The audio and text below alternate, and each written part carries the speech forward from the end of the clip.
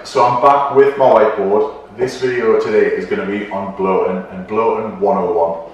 This is something that I would say all of the female clients that I trained when I was on the gym floor, they always used to complain at me for this.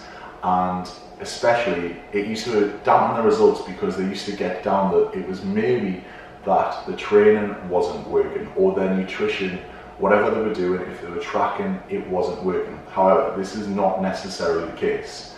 So, bloating, what is it? Bloating, 9 times out of 10, will be some sort of water retention in your body anywhere. I was going to say in your stomach, it can't actually be anywhere, but generally the place where people get most upset and beat themselves up about it is bloating in their stomach. Now, how does it occur?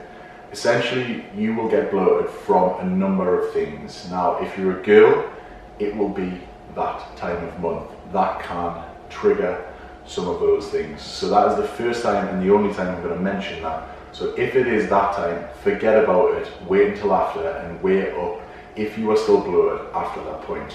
However, other things that can cause it are, and why it occurs, is because some sort of imbalance in the sodium levels in your bloodstream, the water levels or the water change in your body, and so on.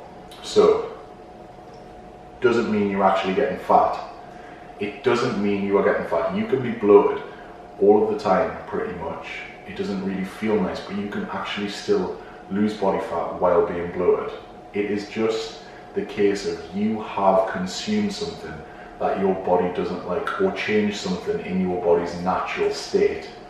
So, for example, if you have a random new sauce that you've never had before and it is very high in sodium, it will knock your sodium intake very, very high and offset it. So your body's reaction sometimes can be to hold and retain a lot of water. This can actually happen from drinking too much water or too little water. And yeah, too much water, even though you get told to hammer your water and drink more and more fluids, your body has to try and find a balance of like homeostasis where it has a certain intake.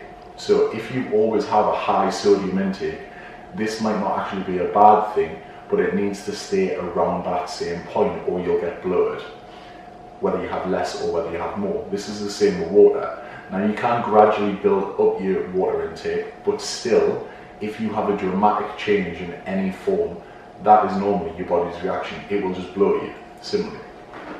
Now, how can you stop it? Bloating will normally be stopped by just monitoring certain little things. First of all, to get rid of a bloat, most of the time, it's very easy to flush it out from consuming water, because it's likely that your body, and most people, the majority of people, because you see it all the time on holidays, especially those drinking holidays, if you're dehydrated, your body will retain water because it thinks it is not going to get water from the body anytime soon. So as a safety net, your body's defense mechanism, it will hold water as much as possible around your body. So if you start drinking more and getting your water intake back to normal after you've been on the drink, it will probably go back to normal and you will be less bloated. However, if there's certain foods that you think, like, I'm getting bloated every Thursday night, and for some reason you eat a certain food because it is like half price something every Thursday, it's likely that that might be that certain food that is bloating you every week.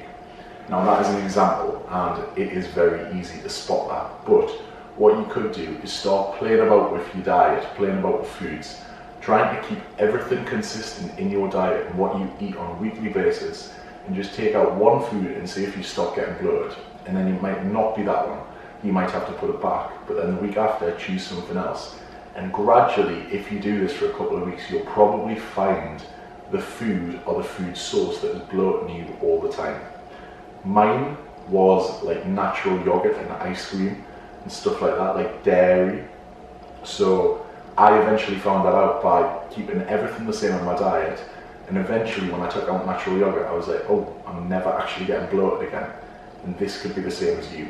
So don't stress if you're getting bloated. You are definitely not necessarily getting fat unless you're getting bloated from eating so much food all the time.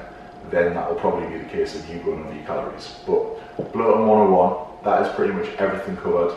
Don't stress too much. Find out what is bloating you. Don't beat yourself up if it's that time of month, and drink plenty of water and keep all of your levels at a steady number.